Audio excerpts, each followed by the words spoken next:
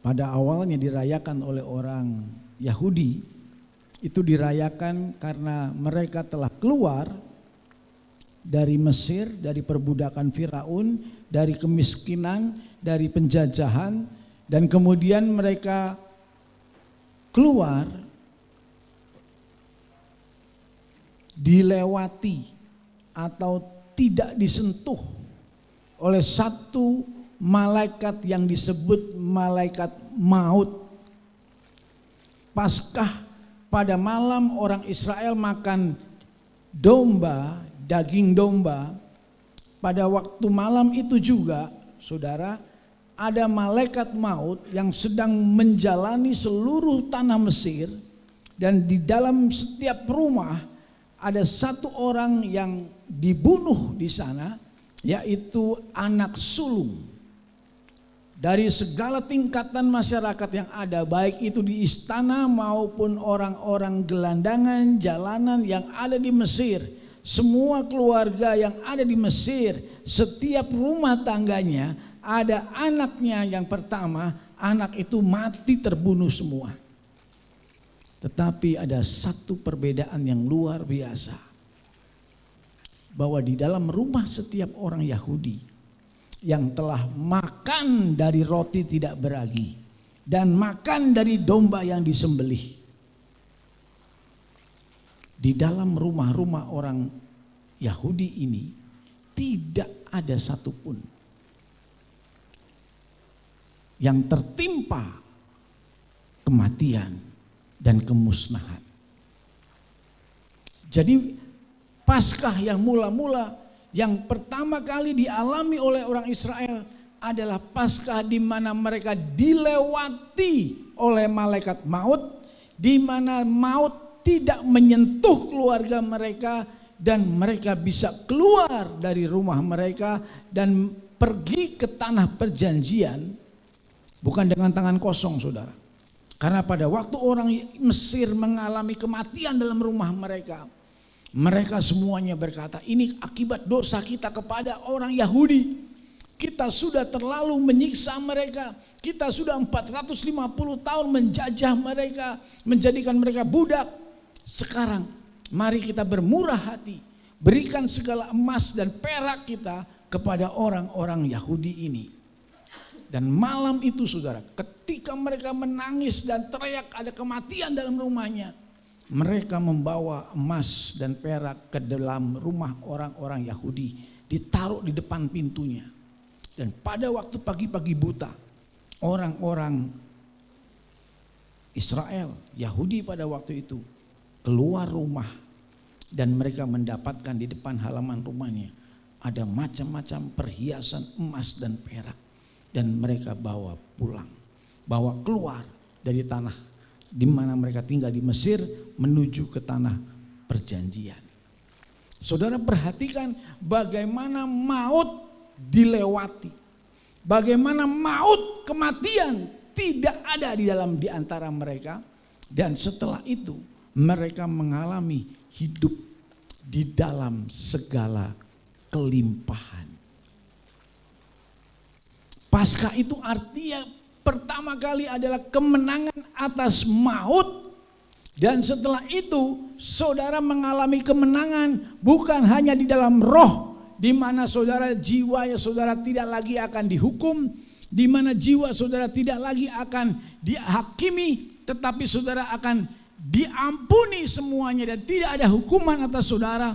Dan pada waktu itu saudara akan mengalami bukan hanya berkat rohani di mana saudara merasakan kematian tidak berkuasa lagi, tetapi ada berkat jasmani yang Tuhan sediakan, sehingga engkau akan tahu secara pasti bahwa Tuhan bukan hanya menebus roh saudara menjadi manusia baru, tetapi Dia menebus jiwa saudara supaya jiwa saudara tidak stres dan tidak tertekan lagi, dan Dia juga menebus tubuh saudara. Sehingga oleh bilur-bilurnya, kalau engkau ada kelemahan itu akan dilenyapkan dan saudara akan mengalami kesembuhan.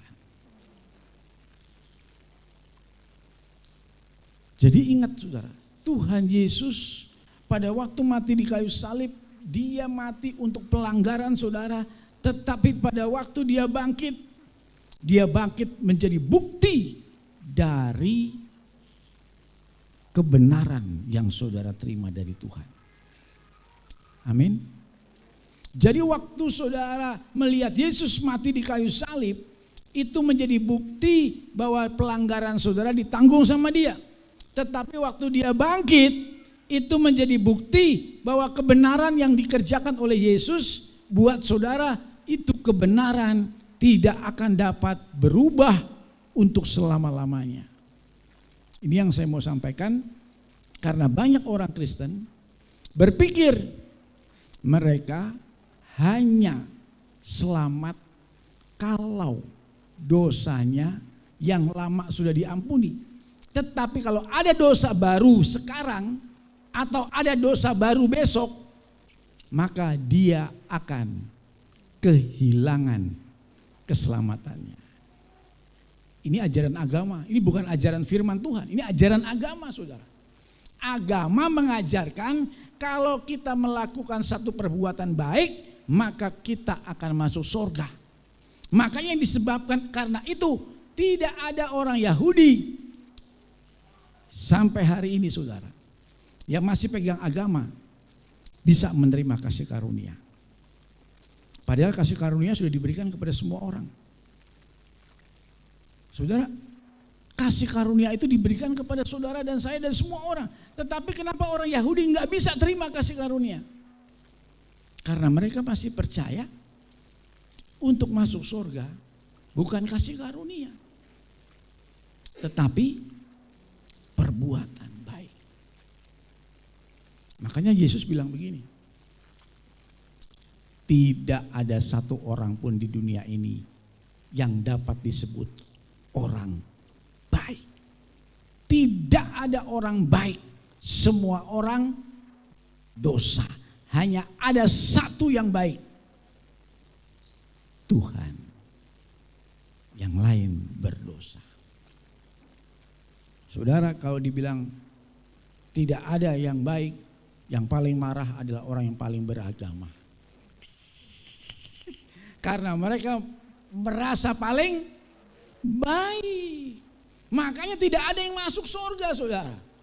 Pakai bajunya sudah bagus, pakai topi tinggi-tinggi, pakai janggut panjang-panjang, pakai putih-putih, pakai macam-macam lah mereka. Berusaha untuk membuktikan bahwa mereka adalah orang suci, orang baik. Ya ini yang di sini yang gak selamat nih ya. Tetapi yang kasihan lagi yang di sebelah sini saudara, yang merasa dirinya gak pantas, banyak berdosa.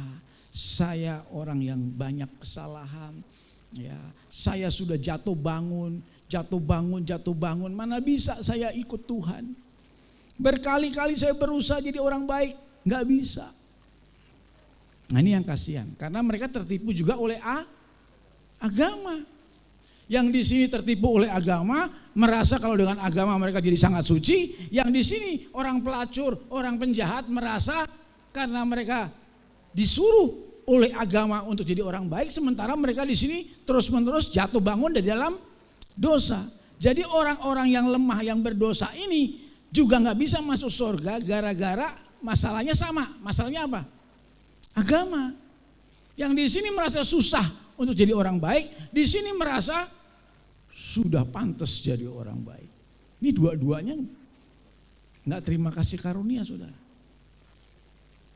Tetapi apabila seseorang menjadi percaya akan kasih karunia, maka hukum agama dan hukum Taurat tidak lagi berkuasa atas dia. Nah inilah orang-orang yang kemudian diselamatkan Tuhan. Inilah murid-murid Yesus yang diselamatkan Tuhan. Mereka tidak berpegang kepada apa yang mereka lakukan, tetapi mereka berpegang kepada apa yang Kristus sudah lakukan. Jadi hidup mereka tidak lagi melihat diri mereka, tetapi mereka hanya memandang Yesus. Mari kita lihat di dalam Roma pasal 4 ayat yang ke-24. Ya. Roma pasal 4 ayat yang ke-24. Ya. Kita baca sama-sama, yaitu Yesus yang telah diserahkan karena pelanggaran kita dan kemudian dibangkitkan karena pembenaran kita. Jadi ingat ya, Yesus itu diserahkan, disalibkan, disiksa, dan dihukum itu karena apa? Pelanggaran kita. Ya. Kemudian pelanggaran kita ini kan dosa kita nih semua nih. Ya. Dosa kita ini dibayar oleh darah Yesus, dibayar oleh kematian Yesus, dibayar oleh kesengsaraan Yesus. Nah sekarang udah dibayar nih di sini, oleh kematian Yesus sudah dibayar nih dosa-dosa kita, lunas. Yesus sudah bilang finish waktu di kayu salib. Dosanya semua orang finish, dibayar semua. Tetapi buktinya apa? Bahwa kematian Yesus itu buktinya apa? Bahwa sudah membayar. Buktinya itu ketika dia bangkit, maka kubur kosong, menandakan bahwa yang dikerjakan Yesus pada waktu menebus pelanggaran dosa manusia sekarang sudah bisa menghasilkan kebenaran. Orang yang berdosa sekarang bisa dibenarkan, orang yang bersalah sekarang bisa disucikan, orang yang tadinya nggak layak sekarang bisa dilayakkan. Tetapi bukan oleh perbuatan dia, oleh kematian Yesus yang menanggung semua pelanggaran kita. Jadi seperti kalau saudara beli motor, beli mobil, saudara terima yang namanya kwitansi. Beli emas, kwitansi. Beli kamera, beli TV, saudara sudah bayar, buktinya apa? Kwitansi.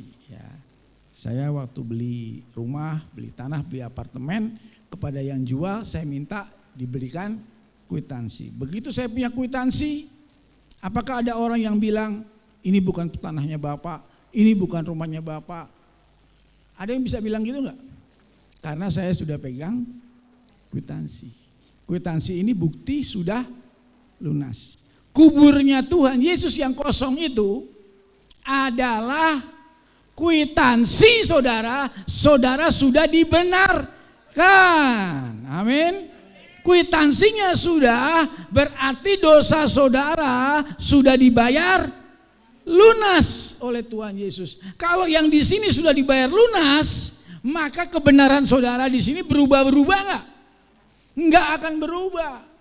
Saudara sedang sakit, saudara sedang sehat, saudara sedang banyak duit, saudara sedang enggak banyak duit, saudara jatuh dalam dosa, saudara enggak jatuh dalam dosa, saudara tetap dilihat oleh Tuhan sebagai kebenarannya Dia. Karena saudara sudah dibayar oleh darah Yesus. Pertanyaannya, nah apabila ada orang Kristen, waktu dia diselamatkan dulu, dia dalam keadaan berdosa. Sekarang sudah jadi orang Kristen 10 tahun, ternyata dia jatuh dalam dosa yang lain lagi. Ya, ternyata dia jatuh bangun dalam dosa. Apakah keselamatannya, kebenarannya yang dia peroleh dulu jadi hilang karena dia berdosa sekarang? Tidak ya? Jadi sekarang pertanyaan yang kedua, darah Yesus itu menebus dosa kita sekarang atau menebus dosa kita yang lalu atau menebus dosa kita semua? Pilih. A, dosa sekarang, B, dosa yang lalu, C, dosa semua. Pilihannya C. Tepuk tangan saudara. Hebat, ya kan?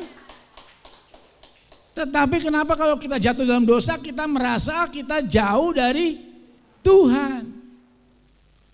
Kenapa kalau kita jatuh dalam dosa terus kita jadi malas berdoa? Kenapa kalau kita jatuh dalam dosa kemudian kita merasa tertuduh dan kemudian merasa kita nggak layak? Yang paling senang siapa saudara?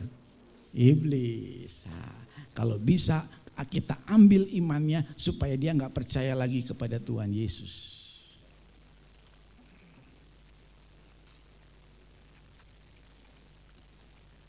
Saya mau tuntun saudara pelan-pelan supaya bisa mengerti bahwa Paskah adalah satu peristiwa yang sudah sekali dikerjakan tetapi berulang-ulang manfaatnya akan diterima sampai turun-temurun untuk selama lamanya. Mari kita lihat dalam kitab Keluaran pasal 12 ya.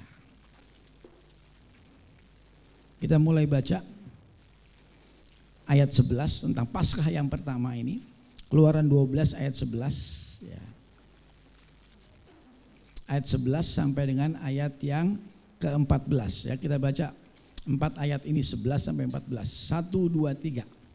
Dan beginilah kamu memakannya. Pinggangmu berikat, kasut pada kakimu dan tongkat di tanganmu. Buru-burulah kamu memakannya. Itulah Paskah bagi Tuhan. Sebab pada malam ini aku akan menjalani tanah Mesir dan semua anak sulung dari anak manusia sampai anak binatang akan kubunuh. Dan kepada semua roh-roh jahat, ilah-ilah asing di Mesir akan kujatuhkan hukuman. Akulah Tuhan. Dan darah itu menjadi tanda bagimu pada rumah-rumah di mana kamu tinggal. Apabila aku melihat darah itu, maka aku akan lewat dari tempat itu. Jadi tidak ada tulah. Tulah apa? Kemusnahan, kebinasaan di tengah-tengah kamu. Ketika aku menghukum tanah Mesir. Ayat 14. Hari ini akan menjadi hari peringatan. Ingat nih saudara ya. Ingat ya, peringatan. Ingatlah akan aku. Ketika kamu makan dan minum, ingatlah akan aku. Lakukanlah ini sebagai peringatan akan aku. Ingat nih ya. Domba Paskah yang terjadi di masa lalu itu sekali, tetapi harus diingat terus menerus. Karena apa? Baca ayat yang selanjutnya 14b. Kamu harus merayakannya sebagai hari raya bagi Tuhan turun temurun. Kamu harus merayakannya sebagai ketetapan untuk. Jadi peristiwa Paskah itu kalau orang beriman itu berlaku sekali saja. Tuhan tolong orang Israel, apa terus di dalam perjalanan di padang pasir mereka tidak pernah ditinggalkan. Kaki mereka nggak ada yang sakit, badan mereka nggak ada yang sakit, pakaian mereka nggak ada yang sakit, mulut mereka nggak ada yang kelaparan, semuanya dijaga Tuhan. Sekali atau cuman hari itu terus besoknya nggak ada lagi disertai oleh Tuhan, atau terus menerus, terus menerus. Untuk selama-lamanya. Pengorbanan Yesus satu kali dan itu untuk selama-lamanya. Kenapa masih ada orang Kristen yang berpikir kalau mereka berdosa mereka ditinggalkan Tuhan? Karena ini ajaran siapa? Agama. Bukan ajaran Tuhan Yesus. Kenapa pelacur masuk surga? Rahab itu pelacur loh saudara. Kenapa? Karena dia jadi orang suci? Enggak. Ya, karena dia beriman kepada Allah Israel. Kalau aku membantu orang Israel, maka Allah Israel akan menyelamatkan aku. Saudara, saya tanya, nama pahlawan iman yang tertulis dalam kitab Ibrani ada satu orang pelacur. Siapa namanya? Rahab. Apakah Tuhan melihat kepelacurannya dia? Kekurangannya dia? Yang dilihat apanya? Imannya. Ya, sekali lagi, ini bukan ngajarin supaya udah jadi pelacur aja enak masuk surga. Bukan, gak ada pelajaran gitu, gak ada. Nggak ada pelajaran jadi orang berdosa, nggak ada. Ini sedang belajar akan kematian darah Yesus yang sangat berkuasa, yang sekali dia korbankan, selama-lamanya kalau kau beriman, engkau dibayar, rohmu, tubuhmu, jiwamu, kantongmu, semuanya dibayar lunas sama dia. Kalau beriman, mau minta 100 juta, dikasih Tuhan 100 juta. Saya berdoa sama Tuhan 10 miliar, dikasih 10 miliar. Saya berdoa 100 miliar, dikasih 100 miliar. Karena dia menebus saya, bukan cuma daging. Bukan cuma jiwa saya tenang, tetapi kantong saya juga ditebus sama dia. Dia menjadi miskin supaya saya menjadi kaya. Tergantung iman saya saja. Ya.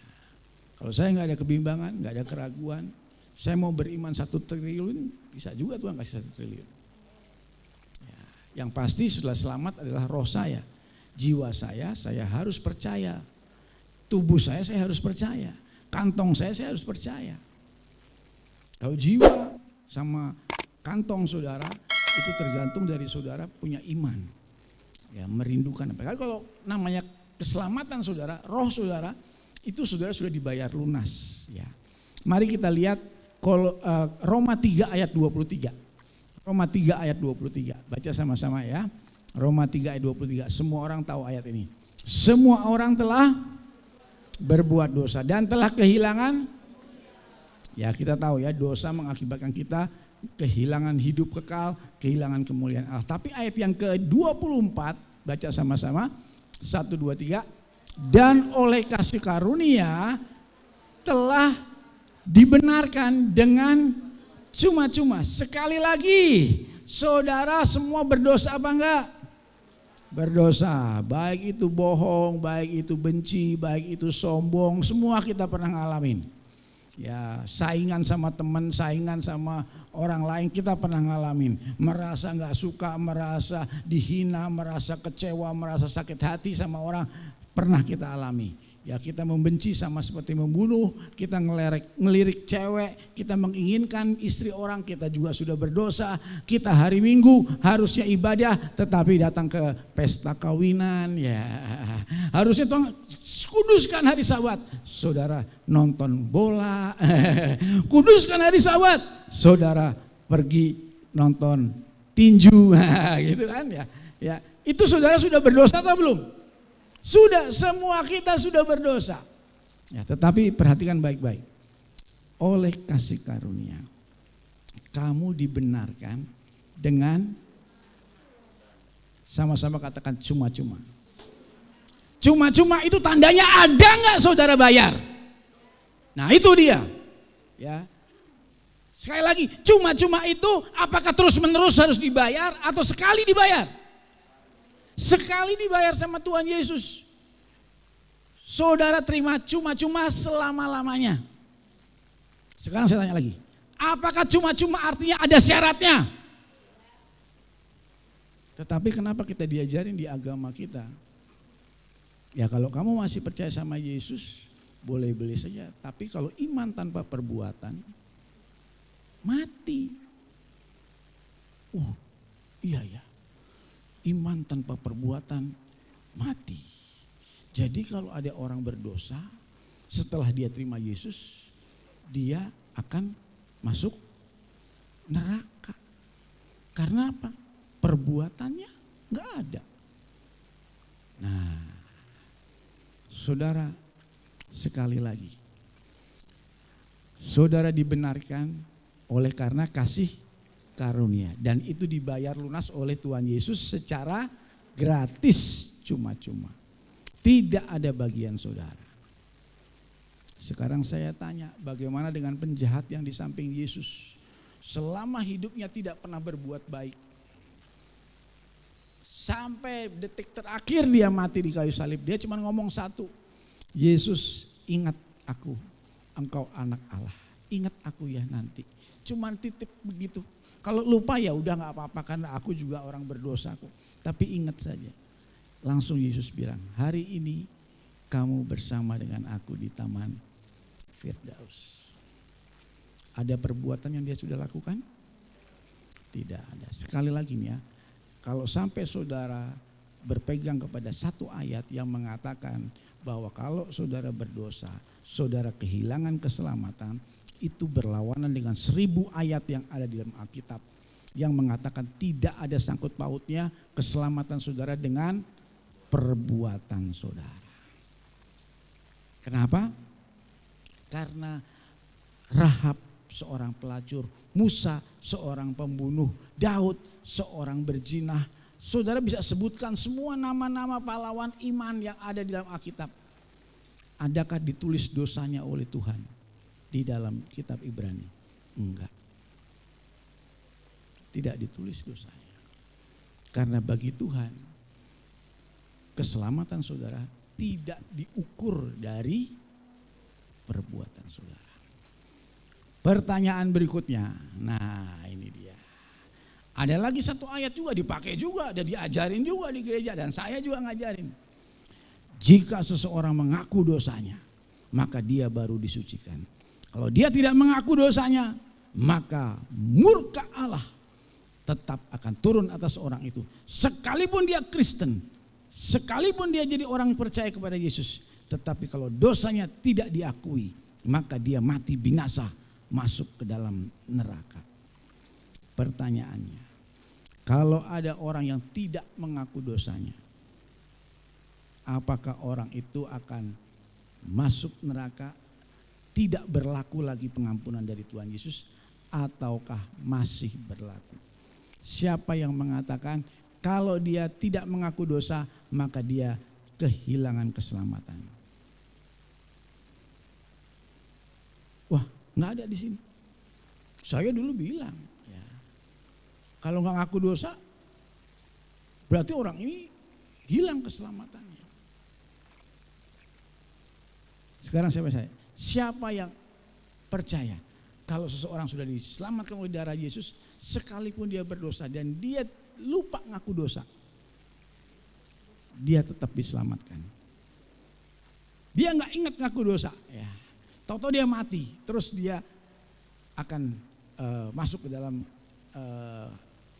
hidup yang kekal kan, dan di sana dia ternyata tidak diterima Tuhan dan dia masuk ke dalam neraka. Ya.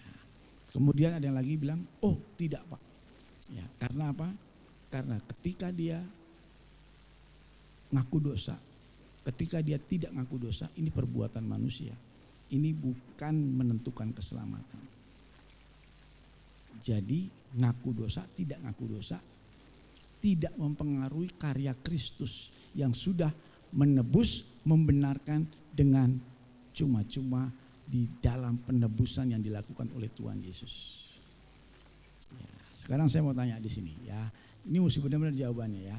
Apakah kalau ada orang tidak mengaku dosanya, kemudian dia kehilangan keselamatan?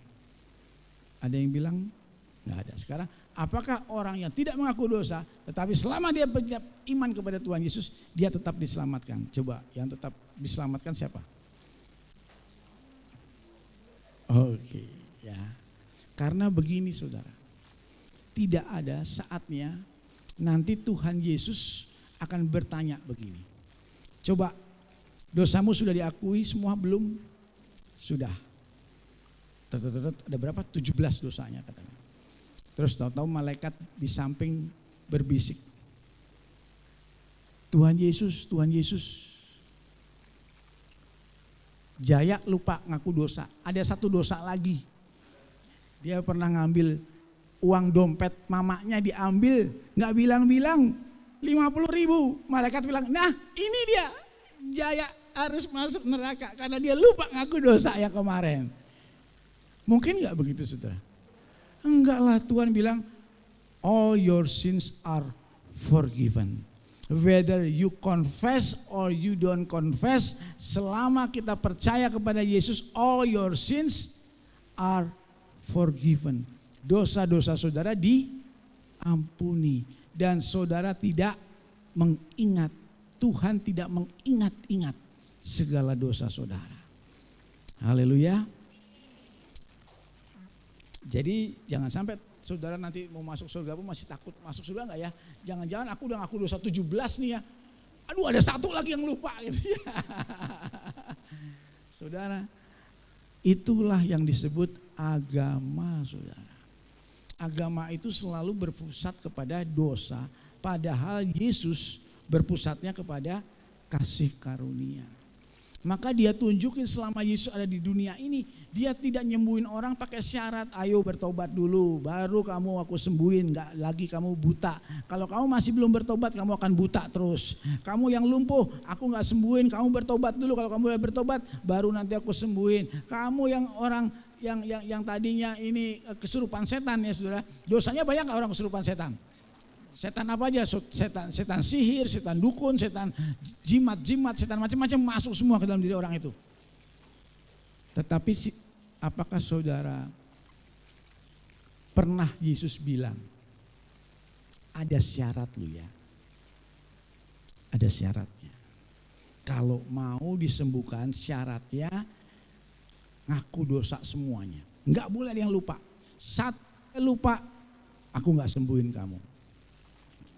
Ada, pernah sudah lihat Yesus tidak jadi menyembuhin karena ada satu dosanya yang tidak diakui? Tidak ada. Ya. Itu dia kasih karunia Tuhan. Saudara diampuni satu kali untuk selama-lamanya. Haleluya. Mari kita lihat Ibrani pasal yang ke-10. Ibrani pasal yang ke-10 ayat yang ke-14. Haleluya. Ibrani pasal 10 ayat 14, silakan dibaca. Sebab oleh satu korban saja ia telah menyempurnakan untuk selama-lamanya. Amin saudara. Satu korban ya. Mari kita akan lihat ya, ada video ini saudara yang akan ditayangkan singkat saja tentang bagaimana domba Paskah itu ya, yang dipotong itu, yang dilihat bukan dosa orangnya, tetapi yang dilihat kesucian, kesempurnaan dari domba ya. Jadi kalau saudara bawa ke tempat pemotongan, di situ ada imam, imamnya akan memeriksa. Bukan orangnya yang diperiksa yang datang bawa domba, tapi yang diperiksa apanya? Dombanya. Ya, mari kita lihat, saksikan ya.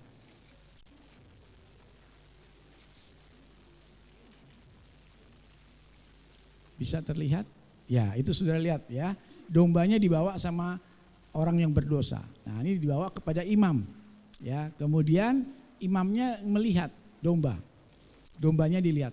Wah, dombanya sempurna, ada cacat enggak, buta enggak, pincang enggak. Kalau pincang, kalau budukan diterima enggak sama imam? Enggak diterima. Dombanya harus sempurna ya, enggak boleh ada budukan, enggak boleh. Dah sekarang orang yang berdosa itu dibilang, kamu minta ampun sama Tuhan, nanti Tuhan akan pindahin dosa kamu, akan dimasukin ke dalam domba itu. Lihat, perhatikan ya, dosanya orang itu masuk ke dalam domba itu. Dan kemudian domba itu, kesucian domba itu pindah ke dalam diri orang yang berdosa. Ya, terjadi pertukaran. Dosa orang dipikul sama domba, dan domba yang disembelih itu kesuciannya pindah ke orang itu. Dan kemudian domba itu dibakar, kemudian sampai naik asapnya ke sorga, dan kemudian di sorga dicurahkanlah berkat kepada orang itu. Jadi waktu orang itu keluar, dia bilang, saya sudah diselamatkan, dosa saya sudah diampuni. Ya, saudara, sangat sederhana. Yesus mau saudara mengimani dia seperti itu. Kalau engkau percaya kepadaku, maka semua dosaku aku yang pikul, dan sekarang kamu terima kesucianku, kebenaranku, tanpa kamu melihat apakah aku cukup layak atau tidak layak. Apakah aku cukup baik atau tidak baik? Apakah aku cukup taat atau tidak taat? Jadi keselamatan saudara tidak tergantung dari apakah saudara cukup baik, tidak baik. Tetapi semuanya itu adalah kasih karunia. Mari kita lihat sama-sama di dalam kitab Ibrani. Selanjutnya di dalam Ibrani pasal yang ke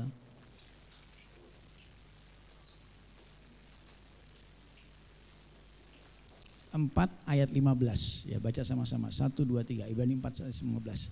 Sebab imam besar yang kita punya bukanlah imam besar yang tidak dapat turut merasakan kelemahan-kelemahan kita. Sebaliknya sama dengan kita, ia telah dicobai, hanya tidak berbuat dosa. Jadi Yesus itu domba yang ikut merasakan kelemahan kita. Ya, dia tahu dihina, dia tahu diludahin. Rasanya kayak apa sih kalau orang diludahin mukanya? Waduh, pasti sakit hati. Tapi dia ngerasain buat saudara. Ya, ngerasain nggak dikhianati, murid-muridnya pergi ninggalin dia, dia ngerasain dikhianati. Ngerasain nggak dia kehausan, nggak dikasih minum, nggak dikasih air seharian waktu dia disiksa, dia ngerasain. Rasain nggak dia lapar, nggak dikasih makan waktu dia disiksa, dia ngerasain. Dia ngerasain pukulan, ludahan, amarah orang-orang kepada dia, dia ngerasain. Tetapi itu tujuannya untuk apa saudara? Semua yang saudara rasain itu diambil sama dia, Dan apa yang dirasain di sini yang dia punya, yaitu damai dan sukacita, kesehatan yang tidak pernah kena penyakit, tidak pernah kena flu. Yesus nggak pernah kerokan, nggak pernah sakit masuk angin, nggak pernah. Tubuhnya dia itu sempurna, itu diberikan kepada saudara. Yesus pernah sakit hati? Nggak pernah. Dia selalu penuh kasih, diberikan kepada saudara. Yesus yang nggak pernah bokek, nggak pernah nggak punya duit, selalu ada orang ngasih duit terus sama dia. Ya nggak pernah. Ya sampai bendahara Herodias pun datang kepada dia, istrinya diem-diem, walaupun suaminya nggak senang sama Yesus, tetapi istrinya Herodias diem-diem ngasih duit banyak kepada Yesus. Ya. Saudara, Yesus yang nggak pernah bokeh ini, yang kaya itu dia mau, karena saudara pernah ngalamin miskin kan, susah kan, semua orang pernah ngalamin susah, dia mau kasih kekayaannya itu kepada saudara. Amin. Kesehatannya dia nggak pernah sakit, dia mau kasih kepada saudara. Dia nggak pernah berdosa, kesuciannya dia mau kasih kepada saudara. Nah, segala apa yang saudara rasakan ini bisa saudara terima dari Tuhan karena Tuhan sudah merasakan semuanya. Itu tergantung dari iman saudara. Amin. Saudara mau nggak apa yang ada dalam diri Yesus ditransfer kepada saudara? Waktu saya sampai umur 28 tahun, sampai saya punya anak Angela, saya sakit lemah tubuh saya, batuk-batuk gak pernah berhenti. Saya makan obat 14 macam obat tiap hari. Saya belum lahir baru, saya belum bertobat. Naik tangga 2 saya gak bisa, saya akan lemes. Ya. Kemudian saya bilang begini, Tuhan sekarang bukan nyawaku lagi yang menjadi milikmu, tubuh